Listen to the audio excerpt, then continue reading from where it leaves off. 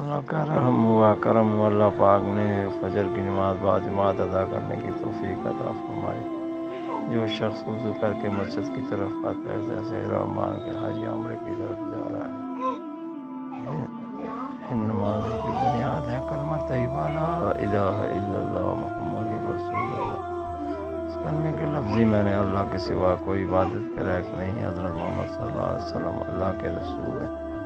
اس کلمے کا مقصد ہے اللہ سے ہونے کا یقین اور مخلوق سے نہ ہونے کا یقین ہم سب کے دلوں میں آ جائے۔ نبی کریم صلی اللہ علیہ وسلم کے مبارک طریقے پہ چل کے دونوں جہانوں کی کامیابی کا یقین اور غیروں کے طریقے پہ چل کے دونوں جہانوں کی ناکامی کا یقین ہم سب کے دلوں میں آ جائے۔ اس کلمے کی بہت سی فضیلت ہیں۔ ایک فضیلت یہ ہے جو انسان صبح سے شام تک اور شام سے صبح تک ایک بار کلمہ پڑھے تو اللہ پاک اس کے عمل نامے سے چھوٹے چھوٹے اعمال وہ اللہ پاک اس دن کے نکال دیتے ہیں۔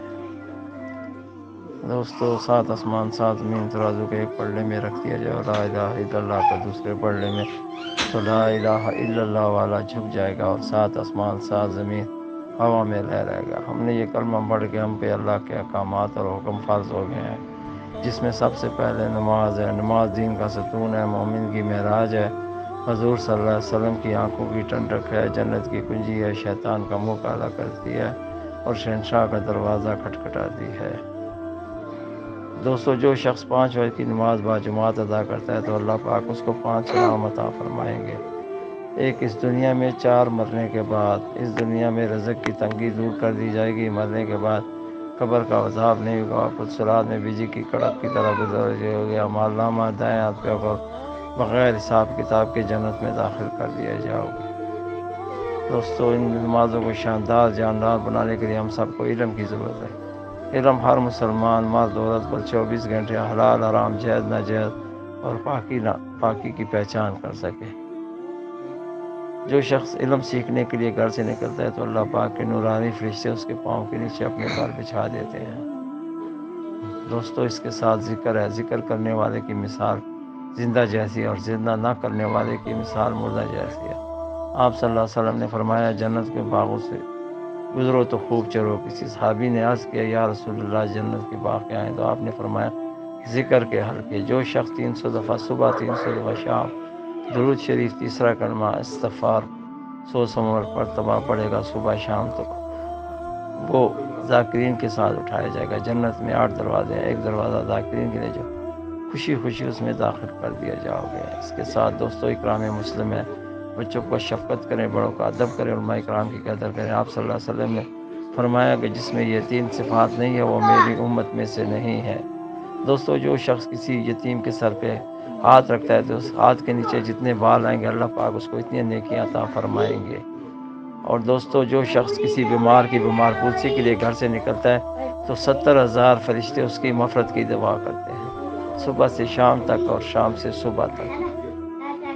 دوستو، اس کے ساتھ صحیح نیت، ہم جو بھی کام کریں اللہ کی رضا کے لیے، روزہ رکھیں اللہ کی رضا کے لیے، حج کریں اللہ کی رضا کے لیے، اور زکوٰۃ دیں اللہ کی رضا کے لیے۔ جو شخص کھجور کا ایک ٹکڑا بھی خلاص نیت سے دے گا تو اللہ پاک بڑھ چڑھ کے اس کو احد کے پہاڑوں جتنا ثواب عطا فرمائے گا۔ اور جو شخص احد کے پہاڑوں جتنا سونا چاندی دے اس میں رہکاری ہوگی تو قیامت کے دن اس کی پکڑ ہوگی۔ اس کے ساتھ دعوت تبلیغ، ہم جو بھی کام کریں اللہ کی رضا کے لیے کریں، نماز پڑھیں، روزہ رکھیں، حج۔ اور جو شخص کھجور کا ایک ٹکڑا بھی نیت کے ساتھ دے گا تو اللہ پاک بڑھ چڑھ احد کے پہاڑوں جتنا ثواب عطا فرمائے گا۔ جو شخص احد کے پہاڑوں جتنا سونا چاندی رہکاری ہوگی تو قیامت کے دن اس کی پکڑ ہوگی۔ دوستو، اس کام کے لیے 1,24,000 کم پیش انبیاء علیہ السلام آئے، انہوں نے یہی دعوت دیا، لوگوں کلمہ پڑھ لو کامیاب ہو گئے۔ جنہوں نے وقت کی نبی کی بات مانی وہ کامیاب ہو گئے، جنہوں نے نہیں مانی وہ ناکام ہو گئے۔ حضرت نوح علیہ السلام نے 950 سال کلمے والی محنت کی ہے، اس میں دوستو 80 کے 82 لوگ مسلمان ہوئے اور باقی اس پانی کے عذاب میں غرق ہو گئے۔ اس میں اس کی بیٹا اور بیوی بھی اس عذاب میں غرق ہو گیا۔ دوستو، اب نبوت کے دروازے بند ہو گئے۔ حضور صلی اللہ علیہ وسلم کے بعد ابھی کسی نبی نے نہیں آنا۔